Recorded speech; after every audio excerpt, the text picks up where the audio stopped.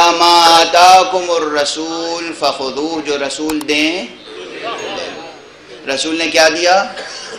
حسین منی وانا من حسین، الحسن والحسین سیدہ شباب اہل الجنہ.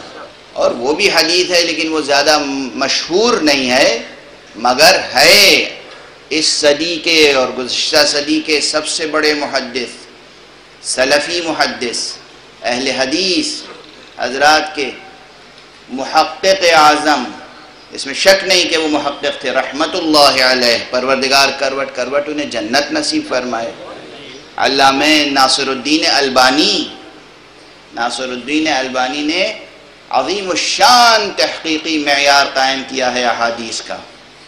اس میں اس حدیث کو کہتے ہیں یہ صحیح السند ہے، اور جس نے بھی اس کا انکار کیا یا اسے ضعیف شمار کرنے کی کوشش کی وہ متعصب ہے، خطا کار ہے. کیا ہے حدیث؟ علی منی وانا منہ، علی مجھ سے ہے میں علی سے ہوں، وعلی ولی المؤمنین من بعدی، اور علی تمام مومنین کا ولی ہے میرے بعد.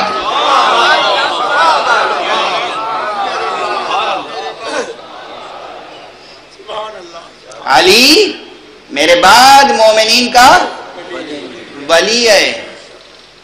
زبان مبارک کے پیغمبر سے نکلے ہوئے جملے ہیں، اور علامہ ناصر الدین البانی نے کہا صحیح ہے. اور ایک بہت مشہور نام ہے، مگر میں بڑے بڑے نام ممبر سے لیتا نہیں ہوں، اس لیے کہ جو شیرینی فضائے مجلس ہے وہ ان ناموں کی متحمل نہیں ہوتی. خود علامہ ناصر الدین البانی نے ایک صفحے کا نوٹ لکھا ہے، اور لکھا ہے کہ جن صاحب نے بھی اس حدیث کو ضعیف قرار دیا ہے وہ خطا کار ہیں، متعصب ہیں، تعصب میں حد سے آگے بڑھ گئے تھے. خود فرماتے ہیں تعصب میں حد سے آگے بڑھ گئے تھے، اس لیے انہوں نے اس حدیث کا انکار کرنے کی کوشش کی. اچھا صحیح تو ہے نا؟ یہ بتائیے کہ علی اگر ولی ہیں، دوست ہیں، اگر دوست کے معنی صرف لیے جائیں ولی کے، ولی بمعنی دوست، تو دوست میں زمانے کی بھی قید ہوتی ہے کیا؟ کہ جب تک رسول موجود ہیں تب تک دوستی نہیں کریں گے، جب رسول نہیں ہوں گے تو پھر دوستی کریں گے؟ نہیں، ہو یا نہ ہو دوستی تو ہمیشہ رہتی ہے. اس کے معنی ہے جب حضور نے فرمایا من بعدی، میرے بعد، ولی المؤمنین بعدی یا من بعدی، میرے بعد مومنین کے ولی ہیں، یعنی جب تک میں ہوں ولی، یعنی میں حاکم ہوں، میں آقا ہوں، میں سرپرست ہوں، میں ذمہ دار ہوں، میں ان کی جانوں پہ ان سے زیادہ حق تصرف رکھتا ہوں، اور جب میں نہیں ہوں گا تو میری جگہ علی ہے. یہ ہے من بعدی کا راز. تو اگر یہ حدیثیں صحیح السند ہیں اور وہ حدیثیں متواتر ہیں، تواتر کے درجے تک پہنچی ہوئے ہیں، تو ہمارے لیے بحیثیت مسلمان کیا واجب ہے، کیا فرض ہے؟ کس چیز کو پکڑیں سب سے پہلے؟ اللہ کا کلام قرآن. سب سے پہلے اللہ کا کلام قرآن. قرآن کے بعد کیا چیز؟ وہ حدیث جو حد تواتر تک پہنچی ہوئی ہو، جس کے بارے میں شک کی گنجائش نہ ہو، شبہ کی گنجائش نہ ہو.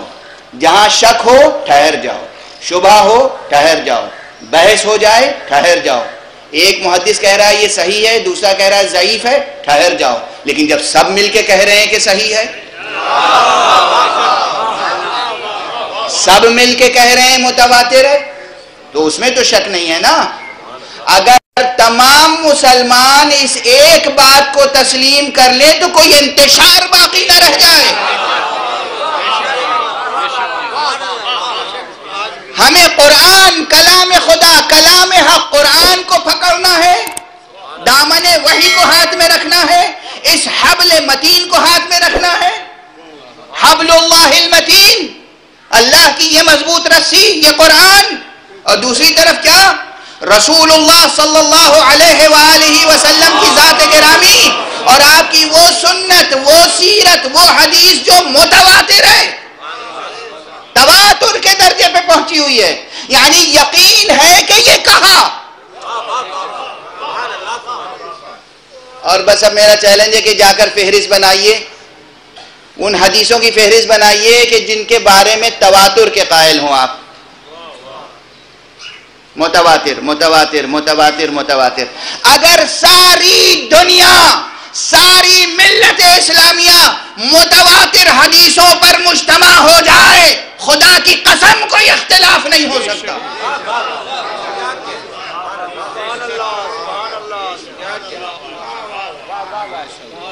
ممکن نہیں کہ اختلاف ہو جائے۔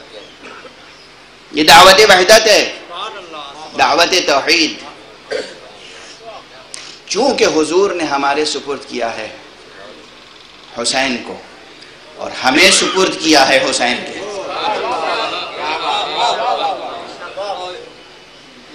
اس لیے اب ہم حسین کے مکتب میں بیٹھ کے قرآن پڑھتے ہیں۔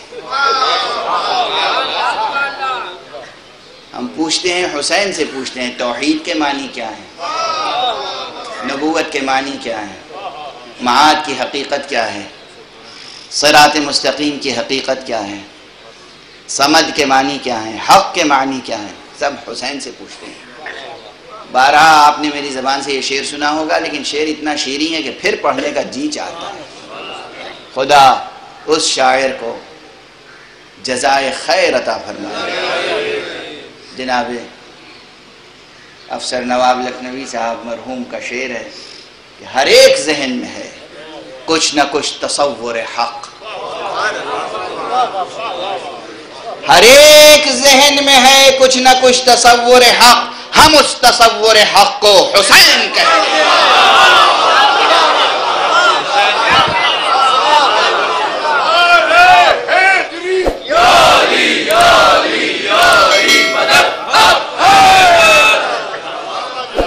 ہم اس تصور حق کو حسین کہتے ہیں۔ حسین کی بڑی منزلت ہے، حسین اب معیار حق و حقیقت ہیں، اسی لیے اس